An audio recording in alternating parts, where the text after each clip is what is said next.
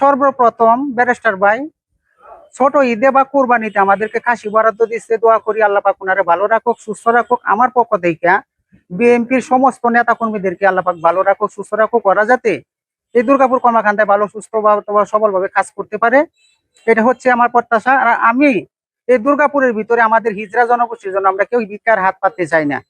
আমরা চাই আমাদের একটা কর্মস্থানের ব্যবস্থা হোক।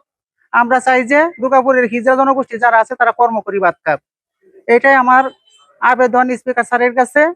তো বাংলাদেশে সবাই যদি আমাদের মাঝে আমাদের দিকে সুনজরে তাকায় বা আমাদের দিকে লক্ষ্য রাখে, তাহলে কিন্তু আমরা ভিক্ষার হাত পাততে আর চাই না। আমরাও চাই কর্ম করি ভাত খাইতে।